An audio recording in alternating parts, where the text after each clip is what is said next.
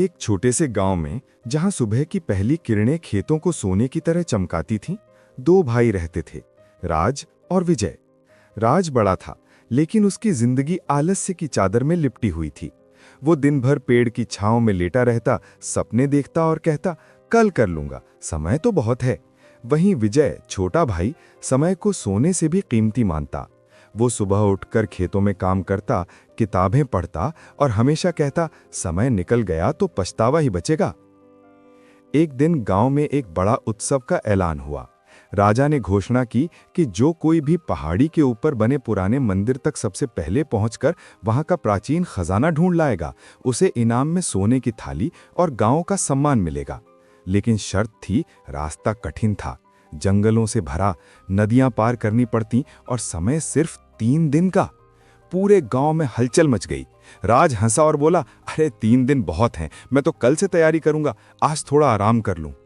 विजय ने तुरंत अपनी तैयारी शुरू कर दी।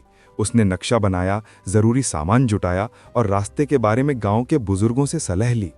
अगली सुबह विजय निकल पड़ा। राज अभी भी बिस्तर पर करवटें बदल रहा था। अभी तो 2 दिन बाकी हैं, उसने खुद से कहा और फिर सो गया। शाम को जब वो उठा तो गांव वाले उसे चिढ़ा रहे थे। राज, समय निकल रहा है, विजय तो आधा रास्ता पार कर चुका होगा। राज ने हंसकर टाल दिया, चिंता मत करो, मैं तेज दौड़ता हूं, कल सुबह निकलूंगा। दूसरे दिन राज आखिरकार निकला, लेकिन उसकी तैयारी अधर में थी। बैग में पानी की बोतल भूल गया, नक्शा नहीं बनाया।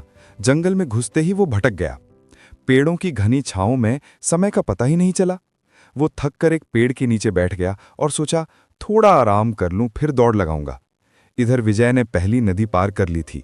उसने समय बचाने के लिए छोटे रास्ते चुने, हर कदम सोच समझ कर रखा। रात होने से पहले वो पहाड़ी के तलहटी तक पहुंच गया।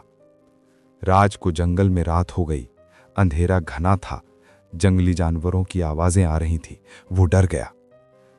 काश मैं समय पर निकलता, उसने पछताते हुए सोचा। लेकिन अब बहुत देर हो चुकी थी। वो रात भर जागता रहा, ठंड से कांपता हुआ। सुबह होते ही वो फिर चला, लेकिन आलस्य की आदत ने उसे फिर रोक लिया। रास्ते में एक सुंदर झरना मिला। वो वहां बैठकर समय गंवा बैठा। कितना मजा आ रहा है, उसने सोचा, लेकिन अंदर ही अंदर घबराहट बढ़ रही थी। तीसरे दिन विजय पहाड़ी पर चढ़ रहा था, पसीने से तरबतर, लेकिन उसका इरादा मजबूत था। वो जानता था कि समय उसका सबसे बड़ा साथी है। आखिरकार दोपहर तक वो मंदिर पहुंच गया। वहां खजाना छिपा था, एक पुरानी संदूक में सोने के सिक्के और एक प्राचीन किताब जिसमें लिखा था कि समय वो तीर है जो कभी वापस नहीं आता। विजय ने खजाना उठाया और वापस लौटने लगा। इधर राज अभी जंगल से बाहर ही निकल रहा था। जब वो पहाड़ी पहुंचा तो सूरज ढल चुका था। मंदिर के दरवाजे बंद हो चुके थे क्योंकि समय सीमा खत्म हो चुकी थी। वो हांफते हुए बैठ गया, आंसू बहाने लगे। मैंने समय की कीमत नहीं समझी, आलस्य ने मुझे बर्बाद कर दिया, वो रोते हुए बोला। तभी विजय वापस लौटता हुआ दिखा, हाथ में खजाना। राज ने उसे देखा और शर्म से सिर झुका लिया।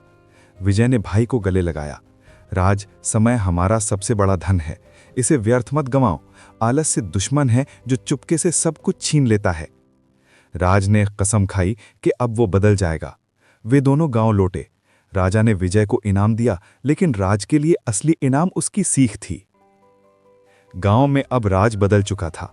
वो सुबह उठता, काम करता और कहता, समय की कीमत अनमोल है। लेकिन कहानी यहां खत्म नहीं होती। एक दिन गांव में सूखा पड़ा, फसलें सूख रही थी। राज ने समय का सदुपयोग किया। उसने गांव वालों को इकट्ठा किया, नहर खोदने की योजना बनाई। आलसी लोग हंसते थे, लेकिन राज नहीं रुका। दिन रात मेहनत की और समय पर नहर बन गई। बारिश आई, फसलें लहलहाईं। वहीं गांव का एक और आलसी आदमी जो राज के जैसा था, समय गंवाता रहा। सूखे में उसकी फसल बर्बाद हो गई। वो पछताया, लेकिन अब बहुत देर हो चुकी थी। राज ने उसे समझाया, आलस्य की बुराई ये है कि ये हमें मौके चूकने पर मजबूर करता है। समय की महत्वता समझो तो जीवन बदल जाता है। समय की कीमत की ये कहानी हमें सिखाती है कि जीवन एक दौड़ है जहां आलस्य पीछे छोड़ देता है।